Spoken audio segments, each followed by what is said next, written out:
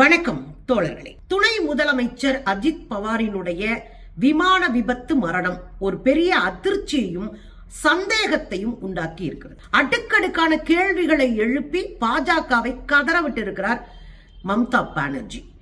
உச்ச நீதிமன்றம் தலையிட்டு உண்மையான விஷயத்தை கண்டுபிடிக்க வேண்டும் என்று வேண்டுகோள் வைத்திருக்கிறார். என்ன நடக்குது தோழர்கள்? இந்தியாவையே உறைய வைத்த ஒரு அதிர்ச்சிகரமான விபத்து எதுன்னா நேத்து காலையில நடந்த அஜித் பவாரினுடைய மரணம். இந்த விபத்துன்னு சொல்றதா, இதுக்குள்ள சதி இருக்குன்னு சொல்றதா, பல கேள்விகள் எழுந்திருச்சிருக்கு. பல முறை டம்மு டம்முன்னு அந்த விமானம் வெடிச்சு சுக்கு சுக்கா வெடிச்சு விழுந்திருக்கு. 6 முறைக்கு மேல வெடிச்சிருக்குன்னு மக்கள் பார்த்தவங்க சொல்றாங்க. அவங்க ஊடகங்களுக்கு பேட்டி கொடுத்திருக்கிறாங்க. ஏன் வெடிச்சிச்சு, இத்தனை முறை வெடிக்க காரணம் என்ன அப்படின்னு ஒரு கேள்வி நமக்கு இருக்கு தோழர்களே. இதைத்தான் நம்ம நேத்தும் வச்சு பேசியிருந்தோம். அஜித் பவாரினுடைய மரணம் வெறும் விபத்து என்று சொல்ல முடியாதுன்னு மக்களும் சந்தேகப்படுகிறார்கள் அப்படின்னு பேசியிருந்தோம். இந்த சூழ்நிலையில் தான் மம்தா பானர்ஜி அதிரடியா களமிறங்கி பேட்டிகள் மூலமாகவும் அறிக்கை மூலமாகவும் சங்கிகளை கதற வைத்திருக்கிறார். Message of Ajit Pawar, Deputy Chief Minister. He died today morning in a plane crash. I'm really shocked to see the news. There is no safety and security of the people of this country. Even the political leaders, I do not know what is the fate of the opposition political parties, but he was very much with the ruling party. But before few days ago, I came to know that from social network that somebody from other party, they gave a statement that Ajit Pawar is willing to leave the BJP. And now what happened today, I need proper investigation under the supervision of Supreme Court. Only we have the trust on Supreme Court, no other agency. All the agencies are being totally purchased. And really it's a great loss for the country. Maybe he's from the opposition. Now he's from the opposition. But tomorrow he's supposed to join the original force of their party. My condolences to the family, Maharashtrian people. அவர் அறிக்கையில என்ன சொல்லியிருக்காரு அப்படின்னா, அஜித் பவார் அவர்களுடைய திடீர் மரணம் ஒரு பேர் அதிர்ச்சியை உண்டு செய்திருக்கிறது, பெரிய கவலையை அழுத்தத்தை உண்டாக்கி இருக்கிறது. அவருடைய குடும்பம், நண்பர்கள், உறவினர்கள் அத்தனை பேருக்கும் நான் என்னுடைய இரங்கலை தெரிவிச்சுக்கிறேன். ஆனா ஒண்ணு சொல்லுவேன், உச்ச நீதிமன்றத்தினுடைய கண்காணிப்பில் இந்த விசாரணை தீவிரப்படுத்தப்பட வேண்டும். ஏன் உச்ச நீதிமன்ற விசாரணை கேட்கிறாங்க? சாதாரண விசாரணையில எல்லாத்தையும் உள்ளடியா மூடி மறைச்சிருவானுங்க. விமான விபத்துகளை எல்லாம் போற போக்குல ஹேண்டில் பண்ணுவாங்க இந்த பாஜக அரசு.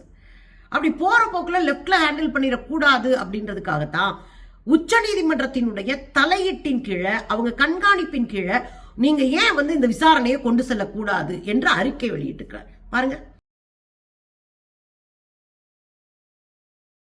இந்த சூழ்நிலையில தான் அவங்க கிட்ட ஊடகங்கள் இன்டர்வியூ எடுக்கிறாங்க, ஊடகங்கள் பைட் எடுக்கிறாங்க. அந்த ஊடகங்களுக்கு அவங்க கொடுத்த பேட்டியில பல அதிர்ச்சிகரமான தகவல்களை அவங்க சொல்றாங்க. ஒன்னு, இன்றைக்கு அரசியல் கட்சி தலைவர்களுக்கு இந்தியாவில் பாதுகாப்பு இல்லை என்கிற மிகப்பெரிய குற்றச்சாட்டை வச்சிருக்கிறாங்க. ஒரு அதிர்ச்சிகரமான குற்றச்சாட்டுங்க. அரசியல் கட்சி தலைவர்களுக்கு பாதுகாப்பு இல்லை. அடுத்தடுத்து பலரும் விமான விபத்துல செத்துட்டு இருக்கிறாங்க, பலரும் பாதுகாப்பற்ற சூழல்ல இருக்கிறாங்க. இது என்ன பண்றது? 2016க்கு மேல பாத்தீங்கன்னா பல தலைவர்கள் விமான விபத்துல மட்டும் செத்துருக்கிறாங்க. இது அதிர்ச்சி அளிக்கக்கூடியதா இருக்கு. ரெண்டாவது, அவங்க இன்னொரு முக்கியமான கேள்வியை கேட்டிருக்கிறாங்க. அஜித் பவார் அவர்கள் பாஜக கூட்டணியை விட்டு விலக போகிறேன் என்று அறிவித்து கொஞ்ச நாள் தான் ஆகுது. பாஜக கூட்டணியை விட்டு விலகப் போவதாக சமூக ஊடகங்கள் பேச ஆரம்பித்த சூழ்நிலையில் இந்த மரணம் என்பது சந்தேகத்தை எழுப்புது. நியாயம் தானே? அவரு கூட்டணியை விட்டு வெளியே போறேன் நாங்க. அதுவும் இந்த உள்ளாட்சி தேர்தல் இப்ப நடந்துட்டு இருக்கு. அந்த உள்ளாட்சி தேர்தலுடைய பிரச்சாரத்துக்கு போனவர் தான் அஜித் பவார். இந்த பிரச்சாரங்கள்ல பல பிரச்சனைகள் உண்டாயிருக்கு. பாஜக தங்களுடைய ஆதிக்கத்தை நிலைநிறுத்தணும்னு காங்கிரஸ் கூட எல்லாம் கூட்டணி போட்டிருக்கான். கூட்டணியில இருந்த பல கட்சிகளை தூக்கி வெளியே போட்டிருக்கான். உள்ளாட்சியில் நாங்க பாத்துக்கிறோம் அப்படின்னு. அஜித் பவாரோடும் உள்ளாட்சியில பயங்கர முரண்பாடு உண்டு அவங்களுக்கு. உள்ளாட்சி தேர்தல அஜித் பவாரை காலி பண்றதுக்கு பாஜக திட்டமிடலோட இறங்கியிருக்கு. இதுக்கு இடையில தான் இது நடந்திருக்கு. அப்ப கேள்வி என்ன அப்படின்னா, அஜித் பவார் பாஜக கூட்டணியை விட்டு வெளியேற போறேன்னு பேசு பொருளாயிட்டு இருக்கும் போது, பேசப்பட்டு இருக்கும் போது, அவங்க கட்சி ரெண்டையும் ஒருங்கிணைக்க போறோம் அப்படின்னு பேசிட்டு இருக்கும் போது இந்த விபத்து எப்படி நடந்துச்சுன்னு தான் கேள்வி. அப்ப அவங்க கேள்வியில் வந்து நியாயம் இருக்குல்ல. முதல் அரசியல் கட்சி தலைவர்களுக்கு இங்க வந்து பாதுகாப்பு இல்லைங்க, எங்களுக்கெல்லாம் பாதுகாப்பே இல்ல அப்படின்றத அவங்களுடைய ஸ்டேட்மெண்ட். அப்ப பாஜகவினுடைய ஆட்சியில அவங்க நினைச்சா என்ன வேணாலும் செய்வாங்க. நீதிபதி உங்களுக்கு தீர்ப்பு தரலையா, நீதிபதி லோயா மாதிரி மர்மமான முறையில செத்து கிடப்பாங்க. நீங்க என்கவுண்டர்ல போடணுமா, சொராபுதீன் என்கவுண்டர் கேஸ் மாதிரி யாராவது பொதுமக்களை என்கவுண்டர் பண்ணிட்டு அவங்க எல்லாம் பயங்கரவாதிகள் சொல்லிட்டு போவீங்க. இதெல்லாம் நடந்திருக்குல, இந்தியாவில் இதெல்லாம் நடந்திருக்குல. அப்ப நீங்க யாரை வேணாலும் கைது பண்ணுவீங்க, யாரை வேணாலும் விடுதலை பண்ணுவீங்க, என்ன வேணாலும் செய்வாங்க. இந்தியாவில் அரசியல் கட்சி தலைவர்களுக்கு பாதுகாப்பா இல்லாத சூழ்நிலை. நீங்க போலி கேஸை போட்டு உள்ள தள்ளுவீங்க, பொய் கேஸை புனையுவீங்க, எல்லா யோகியத்தனத்தையும் பண்ணுவீங்க. அதுதான் அவங்க சொல்றாங்க. இங்கெல்லாம் பாதுகாப்பே இல்லைங்க. அரசியல் தலைவர்களுக்கே பாதுகாப்பு இல்லைன்னா என்ன அர்த்தம்? மக்கள் பாவம்னு அர்த்தம். அதைத்தான் அவங்க மறைமுகமா சொல்றாங்க. நான் பாஜகவை விட்டு வெளியேறுவேன் சொன்ன உடனே இந்த விபத்து நடக்குதுன்னா இந்த விபத்தின் தீவிரத்தன்மையை புரிந்து கொள்ள வேண்டும்ன்றாங்க. இதை நீங்க விபத்தா கடந்து போக முடியாது. இந்த விபத்தை தீவிரமா யோசிக்கணும், தீவிரமா சிந்திக்கணும். இந்த விபத்துக்கு பின்னாடி என்ன அரசியல் இருக்கு நம்ம கொஞ்சம் பார்க்கணும் அப்படின்றத அவங்களுடைய கருத்து. அதவங்க அடுத்து அவங்க ஒரு ஸ்டேட்மெண்ட் சொல்றாங்க. சம்பவம் குறித்து சுப்ரீம் கோர்ட் மட்டுமே நம்பகத்தன்மையான விசாரணையை செய்ய முடியும் அப்படின்றாங்க. நீங்க எங்களுக்கு எந்த கோர்ட் மேலேயும் நம்பிக்கை இல்லைங்க, சுப்ரீம் கோர்ட் ஒண்ணுதாங்க இப்போதைக்கு உருப்படியா இருக்கு. நாங்க கொஞ்சம் கொஞ்சம் நம்பிக்கை வச்சிருக்கிற ஒரு அமைப்பா சுப்ரீம் கோர்ட் இருக்கு. மம்தா பானர்ஜிக்கு சுப்ரீம் கோர்ட் மேல நம்பிக்கை இருக்கு, நமக்கெல்லாம் அந்த கோர்ட் மேலேயும் நம்பிக்கை கிடையாது. எல்லாமே பொல்யூட் ஆகி போச்சு. அப்ப மம்தா பானர்ஜி என்ன சொல்றாங்க, எங்களுக்கு கொஞ்சம் நம்பிக்கையா சுப்ரீம் கோர்ட் மேலதான் இருக்கு. விசாரணை அமைப்புகள் தனித்தன்மையை இழந்துட்டாங்க. விசாரணை அமைப்புகள்னா என்ன? இடி, ஐடி, சிபிஐ, நீதிமன்றம் வரைக்கும் அத்தனை முடிச்சாச்சு, கடைசியில் தேர்தல் ஆணையம் முடிச்சாச்சு. சோ இந்த அமைப்புகள் மீதெல்லாம் நமக்கு நம்பிக்கையற்ற தன்மையை உருவாக்குறாங்க. குறிப்பா சிபிஐ மாதிரியான முக்கியமான விசாரணை அமைப்புகள்லாம் பாஜகவினுடைய ஏவல் நாயாக இருக்கு. அது எப்படி நம்ம நம்புறது? இப்ப சிபிஐ உள்ள இறங்கினா உண்மையான ரிப்போர்ட்டை கொடுத்துருவாங்களா? அந்த நம்பிக்கையே இல்ல.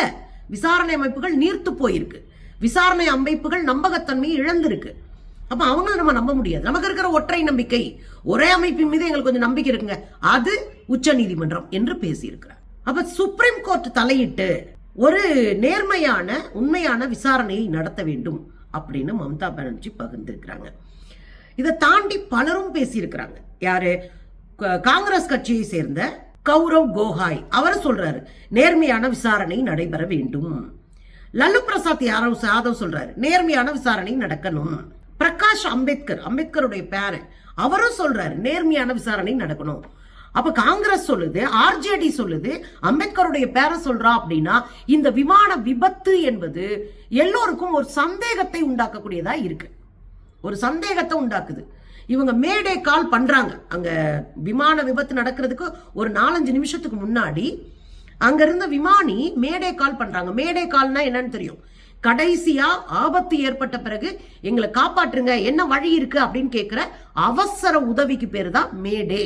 அவசர காலுக்கு பேரு தான், அதாவது அழைப்புக்கு பேரு தான் மேடே அப்படின்னு பேரு. அப்ப அதையும் செஞ்சிருக்கிறாங்க. ஆனா அந்த காலகட்டத்துல டக்குன்னு விமான நிலையத்திலிருந்து இந்த விமானம் பிரிஞ்சு போயிருது. அந்த தொடர்புல இருந்து அவங்க தனிச்சு போடுறாங்க. இதுதான் ஒரு விபத்து காரணமா இருக்கு. அப்ப இதெல்லாம் சந்தேகத்துக்குரியதாக பார்க்கப்படுகிறது. ஒட்டுமொத்த இந்தியாவில் இருக்கிற எதிர்கட்சி தலைவர்களும் விசாரணை நேர்மையாக நடக்கணும் அப்படின்னு கேட்கிறாங்கன்னா அதுக்குள்ள இருக்கிற அரசியல் என்ன அப்படின்னா விசாரணையில் நேர்மைத்தன்மை இருக்காது. பாஜக இதுக்குள்ள ஏதோ அரசியல் சதி செய்யுது. பாஜகவினுடைய அரசியல் சதியை முறியடிக்கணும்னா இந்த விசாரணை நேர்மையா நடக்கணும், அது உச்சநீதிமன்றம் போன்ற அமைப்புகள் அதை கண்காணிக்கணும் அப்படின்னு கேட்கறதுல எந்த தப்பும் இல்லையே. இந்த சூழ்நிலையில தான் அஜித் பவாருடைய பெரியப்பா சரத்பவார் அவர்கள் இந்த தேசியவாத காங்கிரஸ் கட்சியை உருவாக்கியவர். அவர் நேற்று ஒரு பேட்டியில சொல்லியிருக்காரு, ஒரு விபத்தை அரசியலாக்க வேண்டாம் அப்படின்னு ஒரு வேண்டுகோளை வச்சிருக்கிறாரு. அவர் என்ன சொல்றாருன்னா இது விபத்துனே வச்சுக்கிருவோம், இதை ஏன் நீங்க அரசியலாக்குறீங்க அப்படின்னு மன வருத்தத்தில் அவர் சொல்லியிருக்காரு. இத ஏக்நாத் ஷிண்டே அவங்ககிட்ட போய் கேள்வி கேட்கிறாங்க. ஏக்நாத் ஷிண்டே துணை முதலமைச்சர், அவர்கிட்ட போய் கேள்வி கேட்கிறாங்க. துணை முதலமைச்சர்னா யார்? அவரு சிவசேனாவை உடைச்சிட்டு தன்னுடைய கட்சி தொண்டர்களோடு பாஜகவோடு சங்கமித்தவர் தான் இந்த ஏக்நாத் ஷிண்டே. நம்ம கூட துரோகின்னு அழைப்போம். இந்த ஏக்நாத் ஷிண்டே ஒரு பேட்டி சொல்றாரு, இது ரொம்ப துயரமான சம்பவம், இந்த துயரமான சம்பவத்துல நாங்களும் வருத்தப்படுறோம், ஒரு இழப்பை சந்திச்சிருக்க அந்த குடும்பம், அது நமக்கும் வருத்தமா இருக்கு. ஆனா மம்தா பானர்ஜி இதுக்குள்ள அரசியல் செய்ய பாக்குறாரு, மம்தா பானர்ஜி இந்த மரணத்தை வச்சு அரசியல் செய்யறாரு, வேண்டுமென்றே திட்டமிட்டு பொய்யை கிளப்பி கொண்டிருக்கிறார், சதி கோட்பாட்டை கிளப்பி விடுறாரு அப்படின்னு அவர் பேசிட்டு, அவங்க பெரியப்பா சரத்பவாரு இத ஒன்னும் இல்லைங்க, இது ஒரு பெரிய விஷயமே இல்லைங்க, இது விபத்து தாங்கன்னு சொல்லியிருக்காரு. ஆனா இவங்க ஒரு சந்தேகத்தை கிளப்புறாங்க, இதை செய்யக்கூடாது அப்படின்னு அவரும் பேட்டி எடுத்திருக்காரு. பாருங்களேன். देखिए क्या है, ऐसी घटना जब होती है तब ऐसे घटना में राजनीति करना उचित नहीं होता, ये दुर्भाग्यपूर्ण है। और रही बात जो भी टेक्निकलिटी होगी, या हम लोग वहां गए थे तो विजिबिलिटी की बात हो रही थी। ஆக ஒரு விஷயம் நமக்கு நல்லா புரியுதுங்க, ஏதாவது ஒன்று நடந்துட்டு இருக்கு, ஏதாவது ஒரு உள்ளடி வேலை, ஒரு மரணம், ஒரு சந்தேகத்தை கிளப்புற மாதிரியான சூழலை உருவாக்கிட்டே இருக்கு. ஏங்க எல்லாத்தையும் சந்தேகப்படுறீங்க அப்படின்னா, எல்லாத்தையும் சந்தேகப்படும் சூழலில் பாஜக நம்மை வைத்திருக்கிறது.